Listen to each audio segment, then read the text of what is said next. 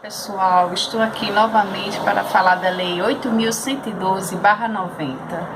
Então, vamos falar sobre vacância. A vacância é justamente quando o cargo fica vago. E há motivos para que esse cargo fique vago. Olha só os motivos para gerar vacância. Temos a exoneração, o servidor exonerado do serviço público.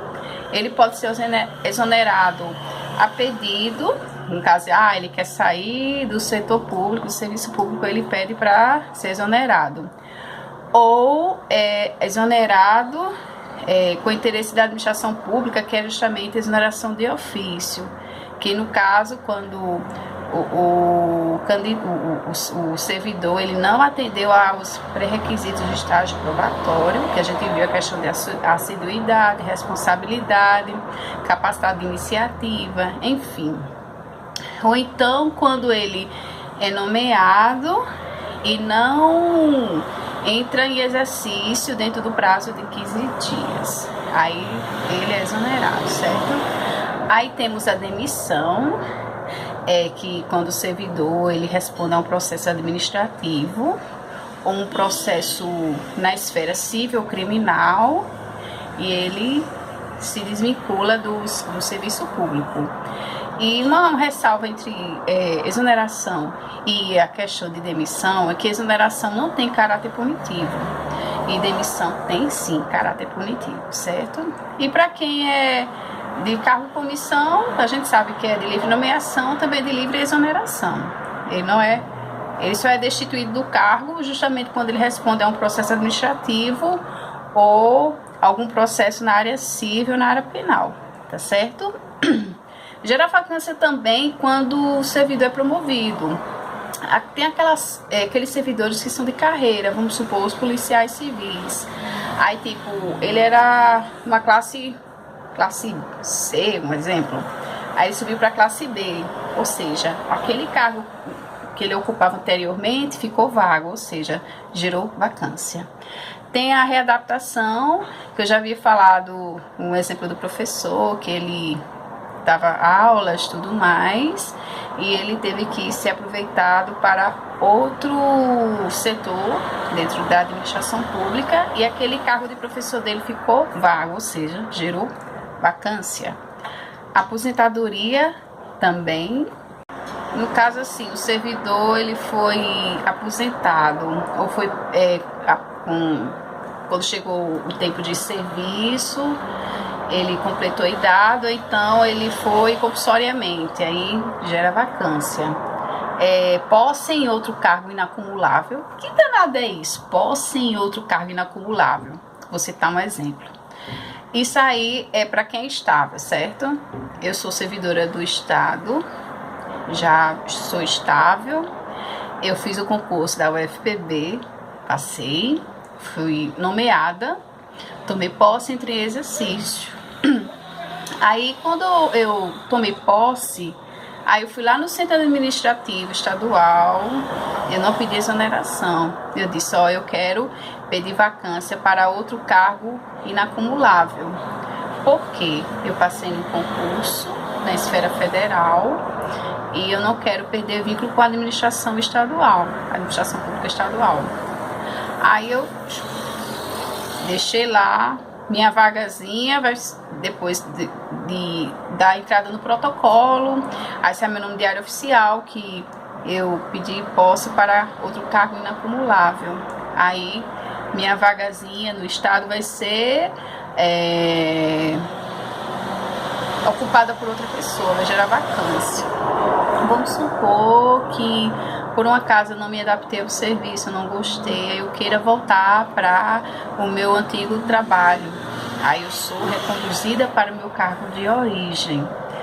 Ou então eu passei o estágio probatório, não fui aprovada, aí volto para o meu cargo de origem. Ou então gostei, é isso que eu quero, eu gostei da UFPB, aí passei os 3 anos de efetivo exercício, aí adquiri estabilidade, aí sim, eu não posso acumular 2 cargos. Isso aí está previsto na Constituição Federal, na parte de administração pública, artigo 37, só não me lembro qual inciso, que fala a questão de acumulação de cargos. Aí vou ter que optar. Ou eu fico no meu antigo cargo, ou no cargo pelo qual eu fui aprovado em estágio probatório. Tá entendendo? E gera vacância também em caso de falecimento, quando o servidor ele falece, tá? Aí, como eu já havia falado, a questão de exoneração, que é de ofício e a pedido. O de ofício é por interesse da administração pública, que há 2 casos. Quando a pessoa foi reprovado na avaliação especial do estágio probatório, ou quando ele não entrou em exercício naquele prazo de 15 dias, que ele foi nomeado, aí tem 15 dias para assumir seu cargo e entrar em exercício. E a pedido, quando ele quer pedir para sair da administração pública. Aí, em comissão, como eu tinha falado, ele é de livre nomeação, livre exoneração, frisando o que eu já havia falado, para quem é cargo em comissão, qualquer pessoa é nomeado pela administração pública, ele não tendo um vínculo com a administração pública, vamos supor um secretário escolar, certo?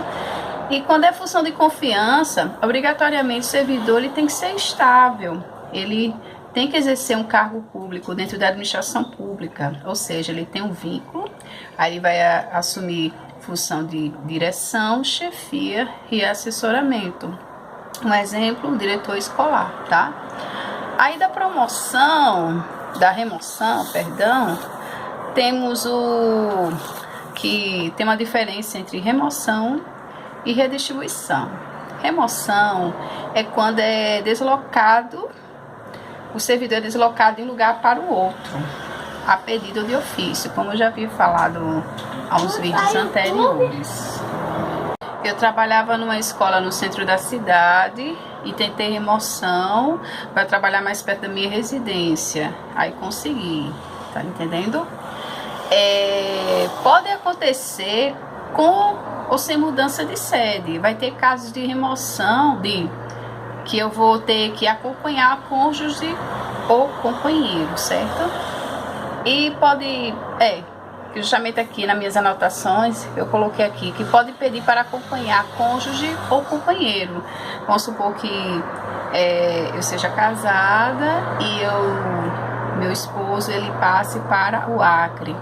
Aí eu vou ter que acompanhá-lo, né, para o estado do Acre. Se eu for servidora do estado, aí eu vou ter que ir, mas eu não vou ter mais como trabalhar, porque o vínculo é com o estado da Paraíba. Já se eu for, aí fico com essa remoção e fico sem receber, sem remuneração.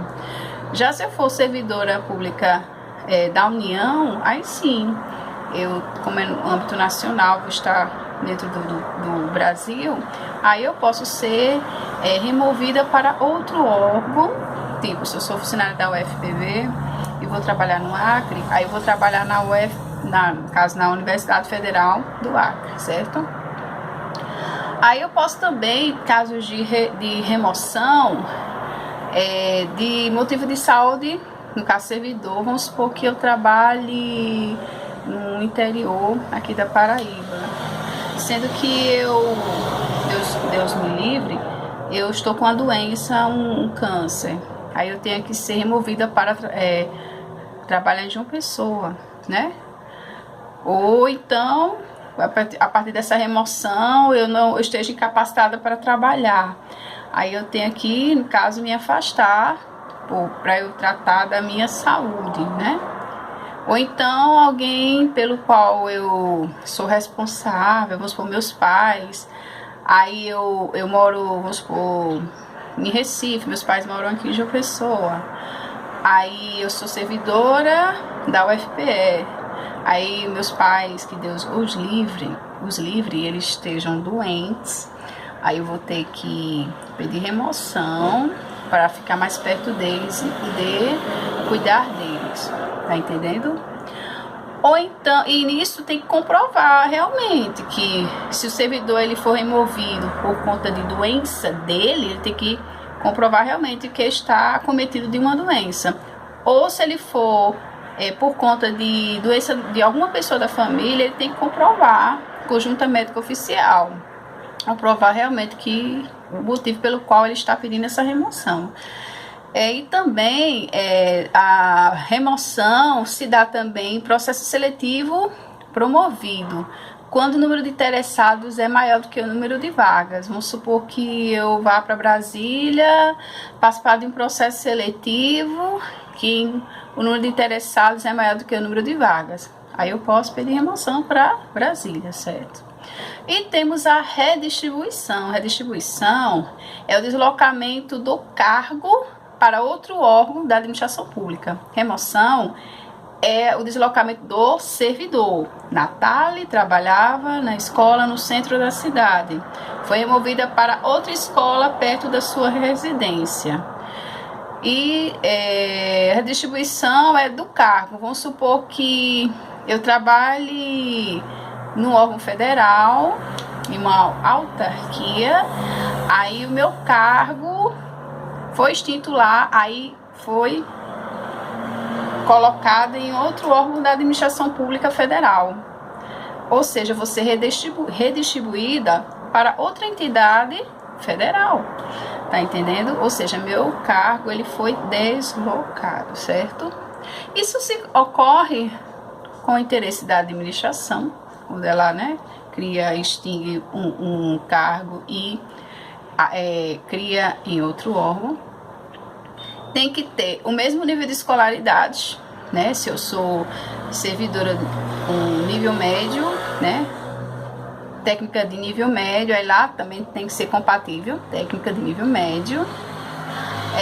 Tem que ter a compatibilidade com as atribuições do cargo. Não posso fazer uma coisa totalmente diferente do que eu fazia em tal autarquia, em tal entidade. Tem que ser semelhante. Não posso, trabalhar na área administrativa e me colocar na área policial. Não pode, porque são diferentes.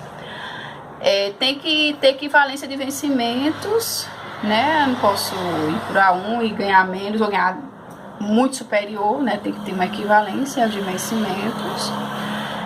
Tem que ter uma vinculação entre grau de responsabilidade e complexidade das atividades. Como eu falei, as atividades, elas precisam ser compatíveis, certo? E, por fim, tem a questão da substituição. A substituição é o seguinte: os ocupantes de uma função de confiança terão substitutos. Vamos supor que eu seja diretora de uma escola e eu esteja gestante e eu vou tirar a licença maternidade de 6 meses, ou seja, eu ficarei afastada das minhas atribuições. Aí terei um servidor estável que vai fazer o quê? Vai me substituir enquanto eu estiver de licença maternidade, certo? O substituto fará jus à retribuição pelo cargo ou função de direção, chefia ou assessoramento.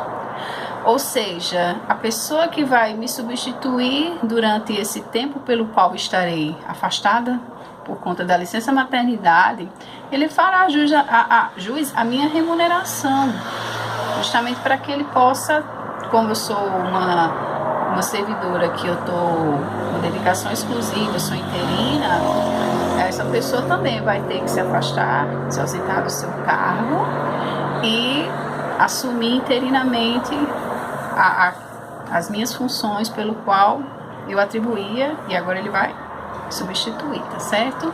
Então, daqui a pouco vamos falar sobre remuneração. Se você gostou do vídeo, dá um likezinho, se inscreva no canal, tá bom?